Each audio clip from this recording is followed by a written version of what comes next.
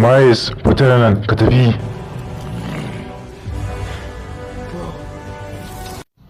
Bari kaga in nuna ma.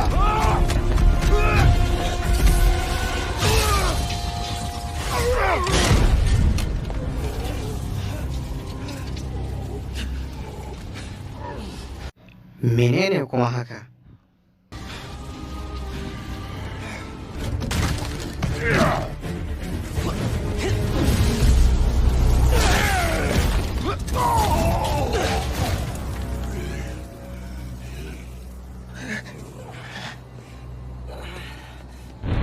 Sannu, ashe kana raye. Daga ni kawai.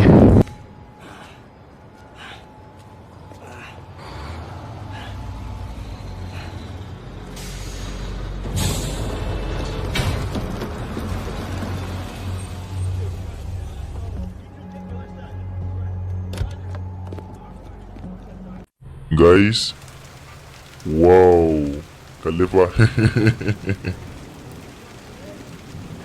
Suna na Simon Traeger, shugaban tawagar mu ta Rock Energy. Na ji daɗin haduwa da ku. Mu ma haka, amma kai hakuri, ina tunanin abu sa tsautsayi ne muka faɗo garin New York. A'a, dama muna neman mafita akan wannan abun. Allah ne ma ya turo mu na. Amma kuma mun yi kamar masu laifi.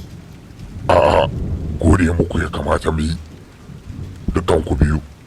Kashe Raino Solo, ku cikakkun jarumai ne. Mun gode, amma har yanzu abu ne mai hadari a gare ku.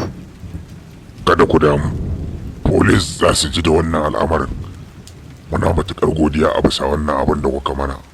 Kun gane, a kowane lokaci ku abun alfahari ne a gare mu. Za ku iya tafiya duk inda kuke so. Hello? Gaskiya yake faɗa. Mu tafi kawai, mu bar 'yan sanda su yi aikinsu. Shikenan.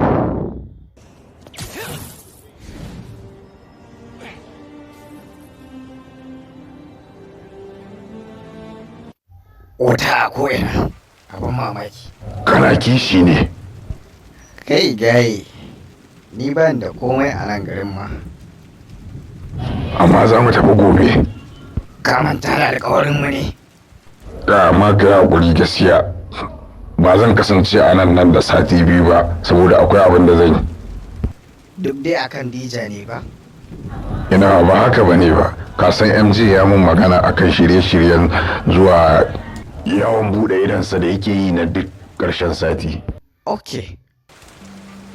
Amma ba na tunanin yin wani abu idan baka nan, saboda abin da ya faru a yau na kusa rasa ka ba. Amma ka taimaki al'umma kuma ka cece rayuwata. Kuma na yi nasara ta kasancewar ka abokina. Bari ma ka ga abin da na kawo ma. Ga kyautar ka. Me wannan kuma? Ce ta jarumta, amma ka fara rancewa tukuna. To, shi kenan. Ka ce na alkawari zan yi iya abin da zan iya yi domin kare wannan garin. Na yi alkawari. To shi kenan. Wannan abu ne na gaskiya. Shi kenan abu, kai dai ka kula. Sai mun sake haɗuwa a wani lokacin. Kada ka manta, New York tana hannunka.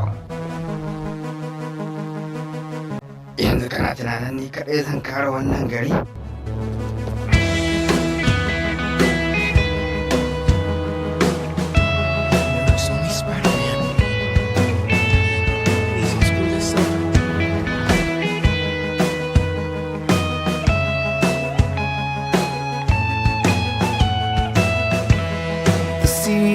Flame, it burned in shame.